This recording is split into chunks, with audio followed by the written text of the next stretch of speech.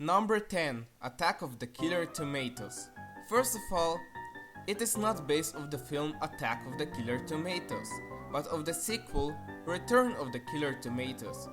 And I personally consider the sequel way better than the original. So yeah, this show is based off a movie that is so bad that it is entertaining. This rarely works for a cartoon, because after a while the people who make it run out of ideas and it gets old really fast. However, the writers of the first season showed their creativity, and because of that I actually liked the first season, because it used a lot of sarcasm, and since it was correctly executed, it worked. So why is this show on the top 10 list? Because after the first season came the second season, which is beyond terrible. First of all, they changed the animation and character design from good to facepalm worthy. In fact, the second season is the first Saturday morning cartoon to be computer animated. Because of that, the animation now looked either really cheap or sometimes really creepy. This is one of the worst things you can do to a cartoon. The viewers are used to the original animation, and then the second season looks like somebody made a parody of the previous season. However, this change is barely scratching the surface of the changes they made to the show. The first season had single episode plots. The second season had an ongoing storyline. The later almost never works with a show that's making fun of itself all the time. Also, nothing made sense anymore. All the rules of the first season are gone.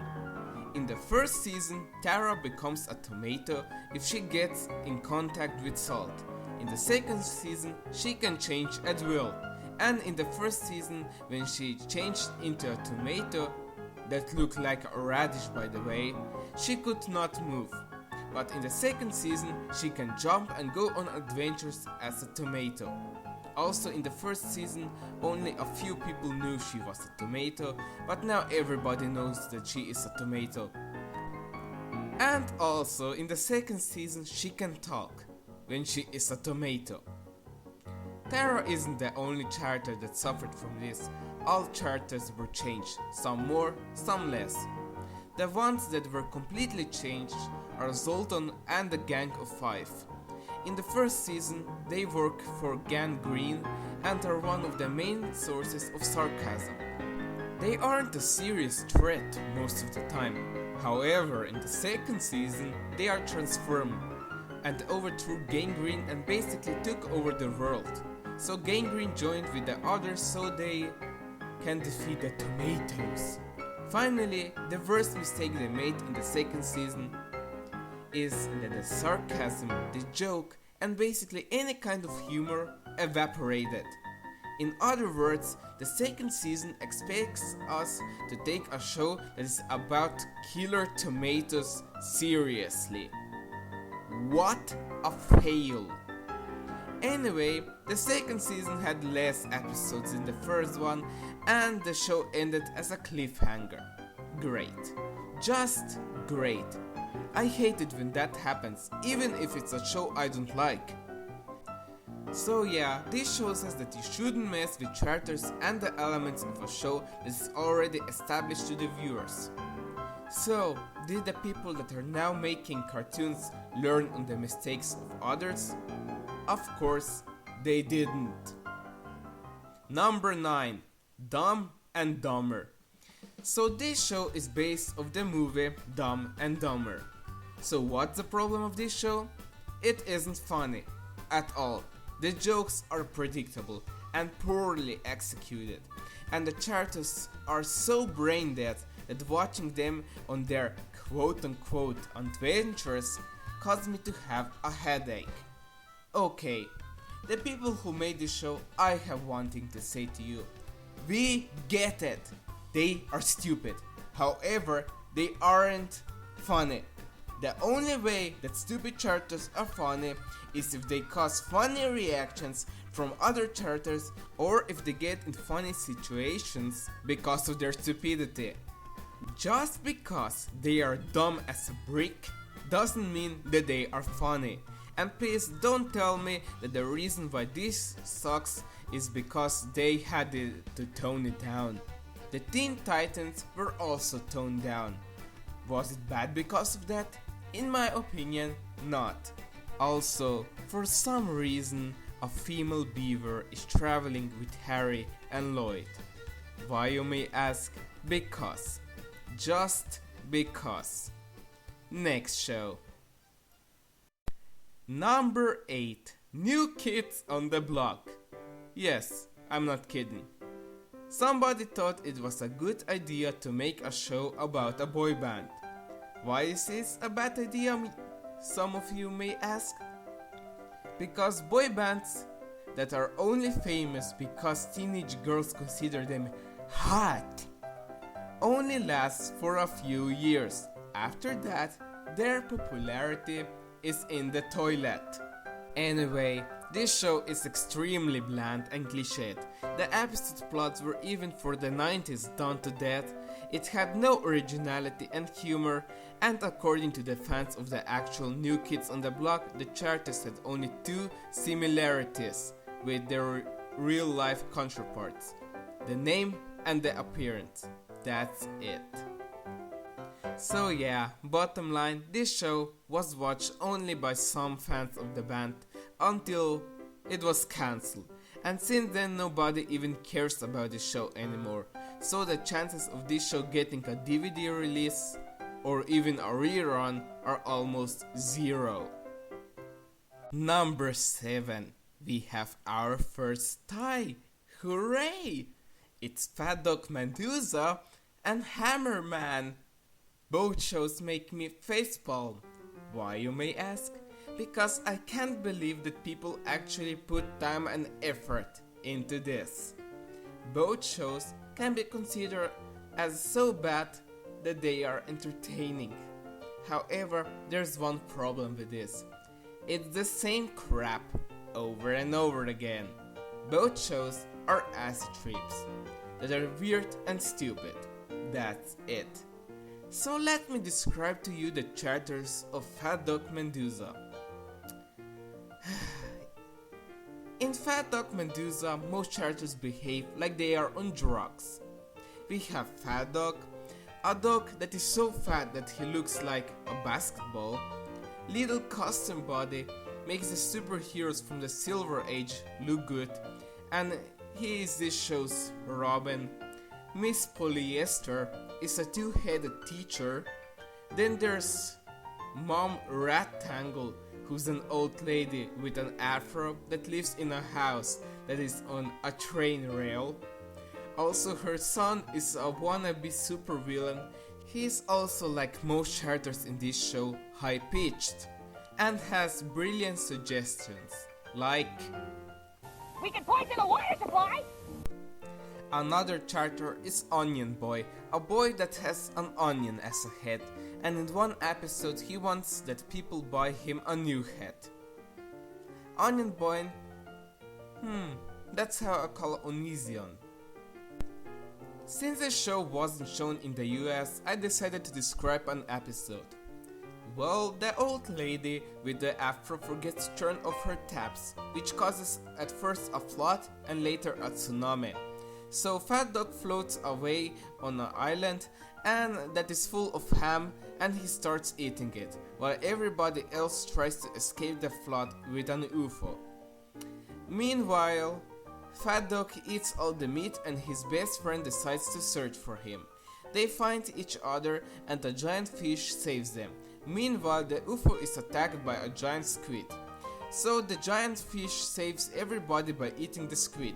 Anyway, the fish tells them that how to get rid of the water, but he can no longer help them because he just ate and his mother told him that he shouldn't swim after lunch. So Fatty and Lamey get a bike so they can dive, and to escape from the water, Fat Dog holds his gas so that they can float to safety. What the heck is this? Is this regular show's less annoying cousin? Anyway, On the other show, Hammerman is about a worker that owns a pair of magical dancing shoes, which are alive and can speak. And when he wears them, he transforms into Hammerman. Good God! Did the person who created this show pull the idea out of his ass? So yeah, bottom line, in the 90s, most cartoons that were pointless acid trips were short-lived, and were nowhere near the popularity of the modern cartoons that have the same formula. Number 6. Now let me tell you a story. I was once at the house of a friend from my family, and she was one of the worst soccer moms ever. She believed that cartoons are the reason why kids beat up each other, why there are school shootings, etc. Basically, she believed that cartoons are to blame for everything what is wrong with the world. Yes, she is quite a stupid woman if you know her personally. Because of that, she watched the TV shows and recorded them on our VCR, and then her kids could see what she considers as great cartoons. And so I was one day at her house, and I was forced to watch the shows she considers the best. The reason why I didn't go outside the house was simple. It was January, and if I remember correctly, it was minus 20 degrees Celsius outside. So instead of freezing my ass off for 5 hours, I had to watch several episodes of the two shows that share the same place. So let's begin. The first show is Mandeline. This show is boring. Scratch that, it is downright underwhelming. So this show is telling the story of 12 little girls that are around the age of 7 and live in a Catholic boarding school. And no, they are not orphans, their parents send them there. Wow, I kind of feel sorry for these girls. Well, I would have felt sorry for them if they had personalities, but anyway, their parents must be really cold-hearted to send them at that age to a boarding school. Anyway, they live there with a teacher that is dressed like a nun, but really she isn't a nun. Oh, and the main character of this show is the smallest girl, whose name is Mandeline. She has an adventure in every episode, and I use the term adventure loosely. Normally she unintentionally causes a problem, and then she has to solve it, because the adults in this show are even dumber than the 7-year-old girls. I remember one episode in which the kids visit New York, and they meet a lady who has a talk show on the radio, so they go to the studio. The girls are sent to another room so they won't bother the show. They are bored, so they make their own radio show, and on that show they say that giant ants are attacking New York. Also, it was Halloween at that time. You know what happens next? The morons at the radio station switch on the wrong microphone, and the radio show from the girls was heard by everyone in New York. And the town panics. Told you that the adults were dumber than the 7-year-old girls?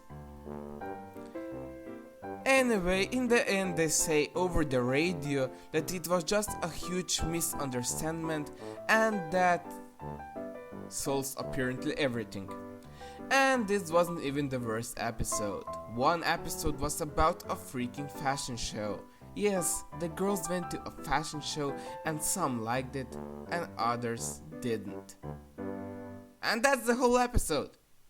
So yeah, the plot of this show is very, very simple. Then again, this is a cartoon based off a kid's book. It has no humor, the characters have no personality, and I would rather watch the Care Bears than this crap. Also, the animation looks really cheap. So yeah, Mandeline is a show that in the hands of a soccer mom turns into a torture device. However, a few years later, that soccer mom found out what the word karma means.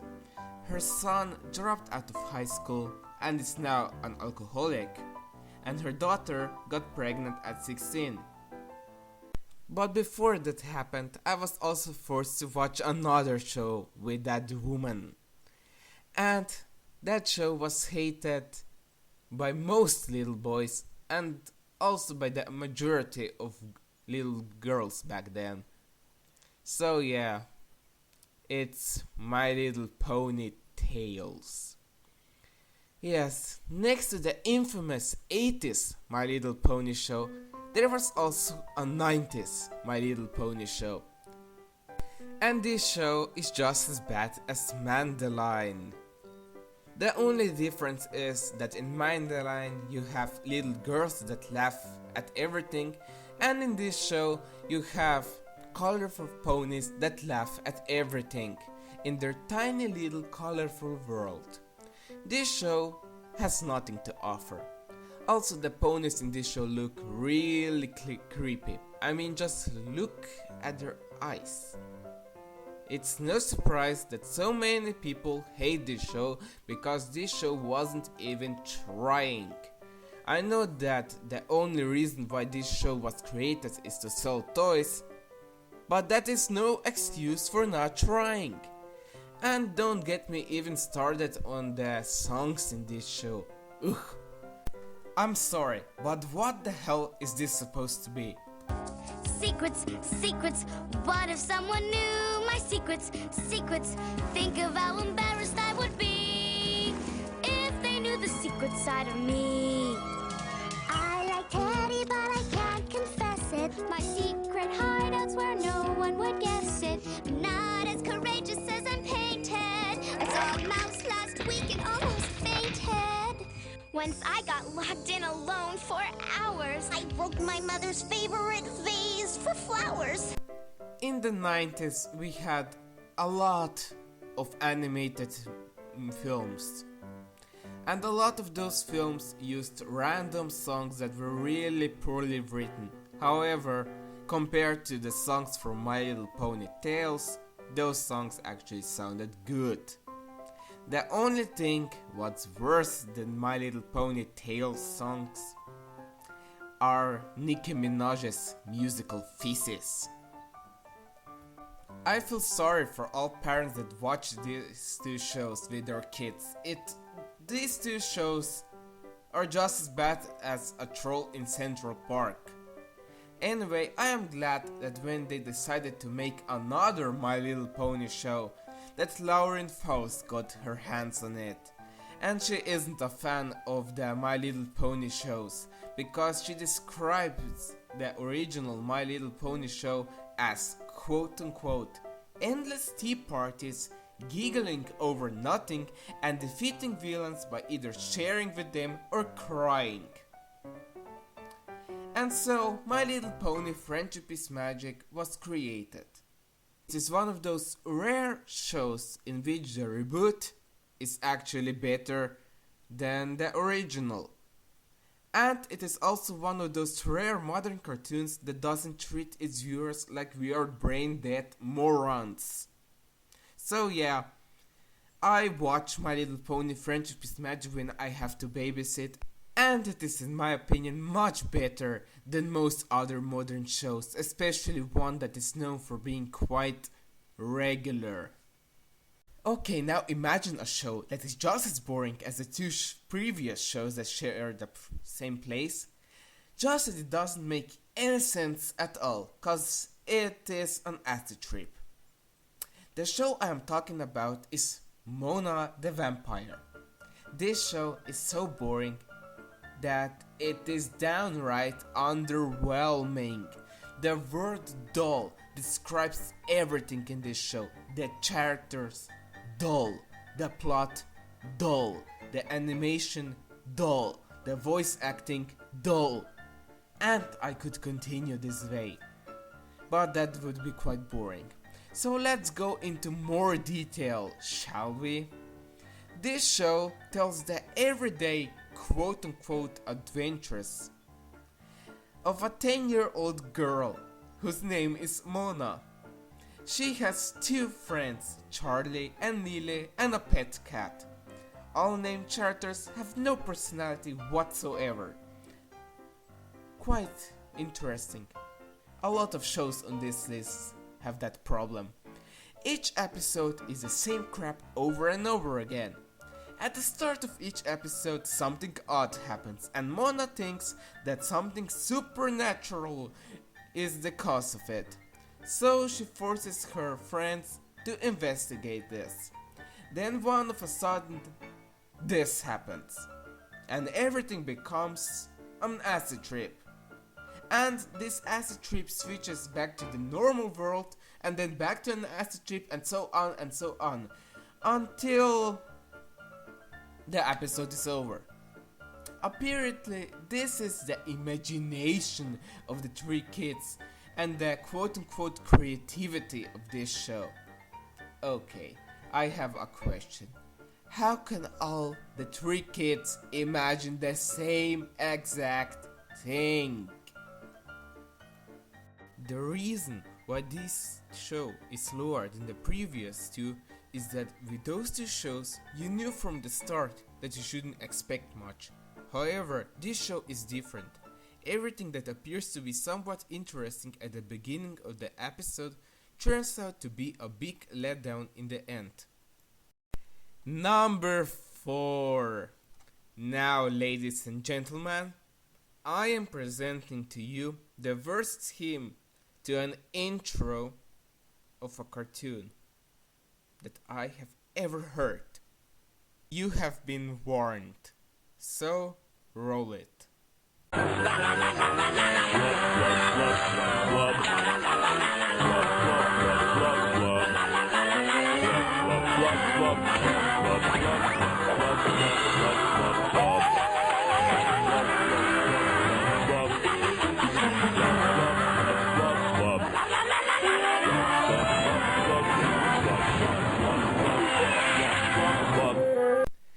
And guess what? The intro is 1 minute and 11 seconds long. So for that whole time you have to listen to la la la la la la la la. So if you actually are able to see through the noise, then you see a show that has the plot of Futurama just without the plot. You have to watch the show to know what I mean with this. So in this show we see the everyday quote-unquote adventures of two alien brothers named Guapo and Frost. Guapo eats all the time and sees only good things in everything, while Frost is a pessimist that gets easily angered by everything. And since they are both high-pitched, then the viewers are also forced to listen to their yelling. Their boss is a green alien named Terrara, and she always yells all the time. And they also have two co-workers, an alien girl without a personality, and Squish, who is brain dead.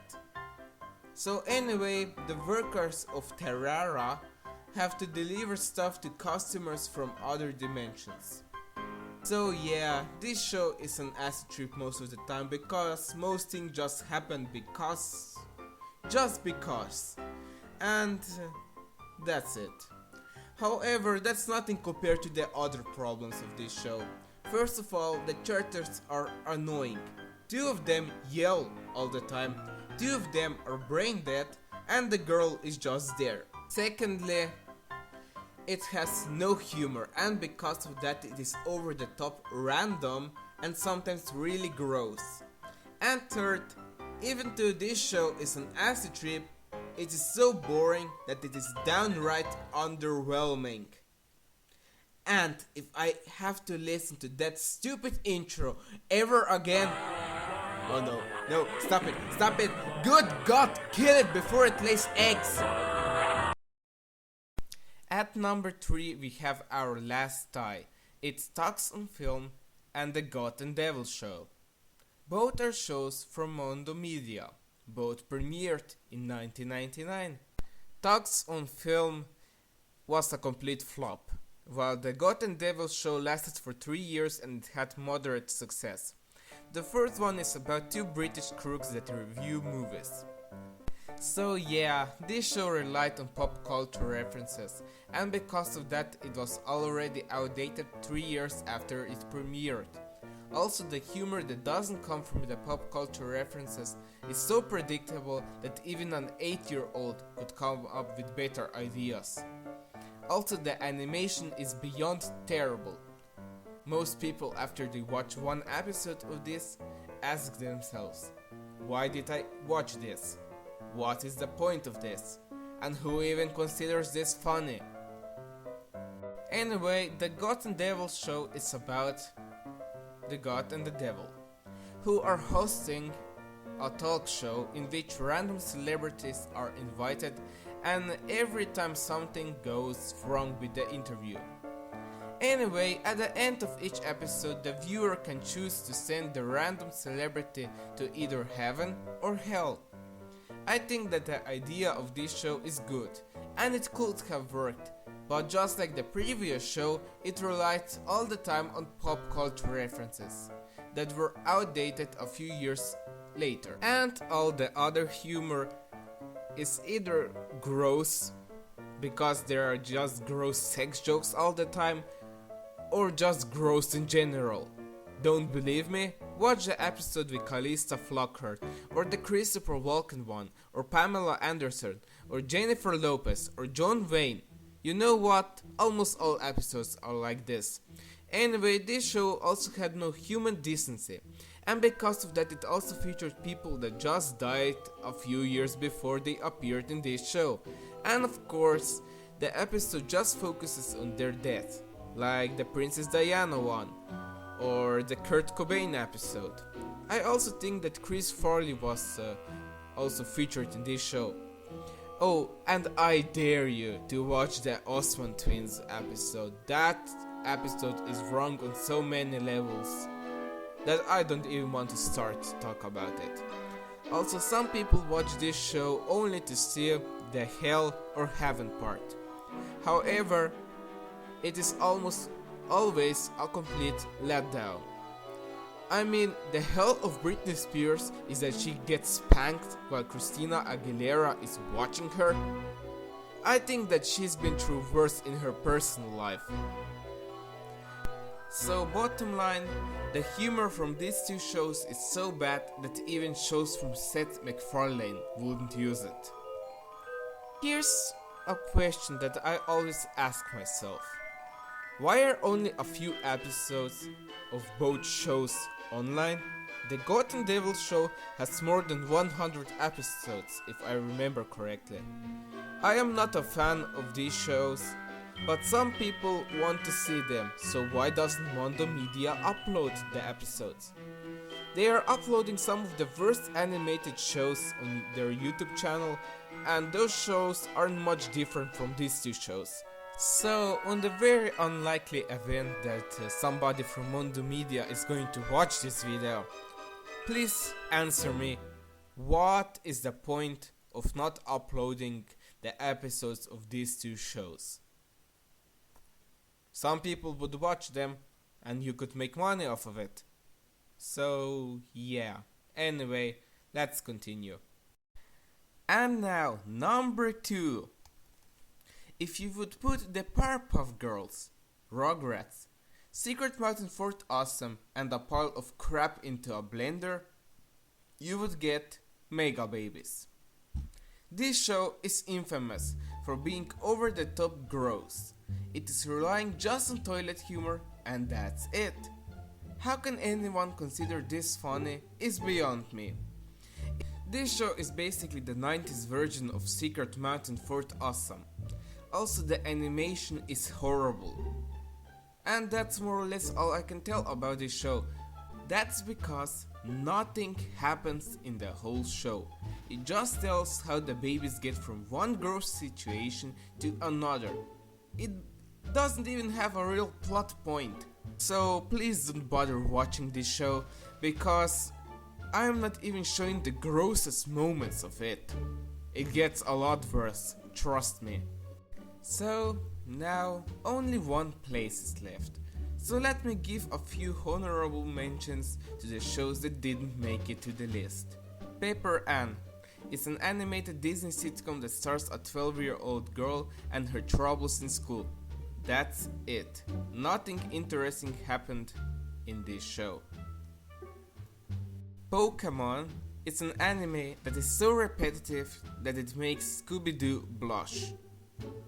And also I stopped watching it way before Misty even left because it's the same crap over and over again.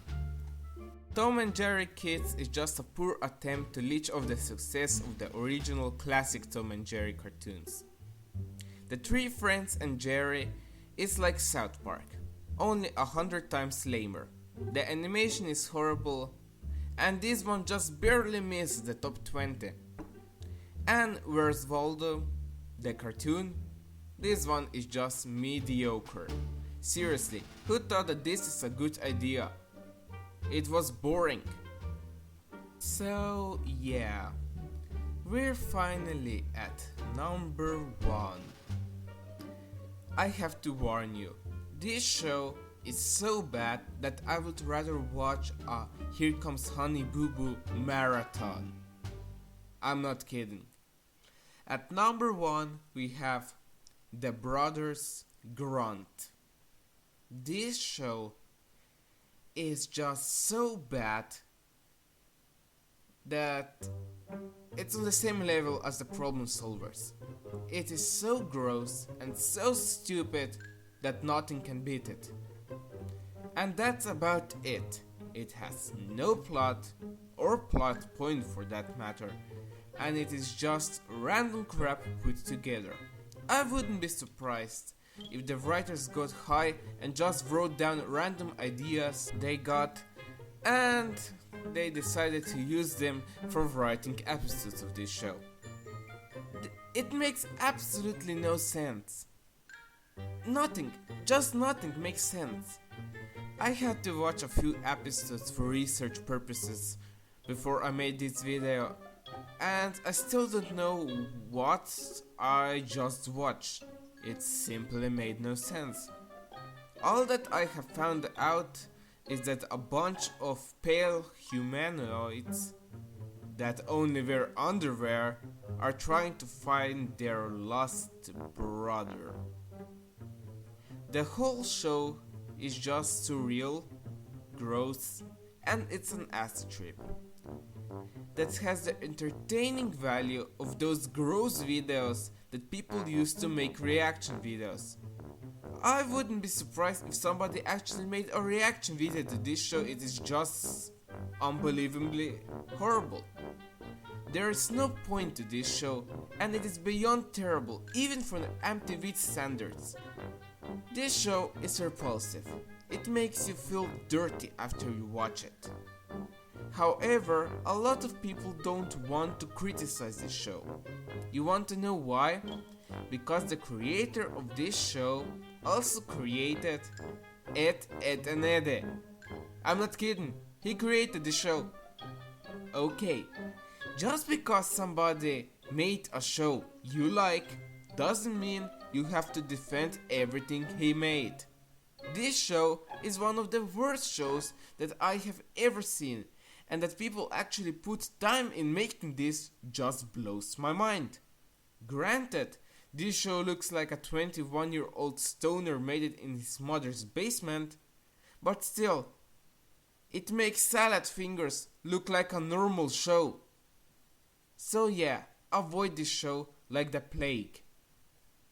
With that, I am ending this video. Have a nice day.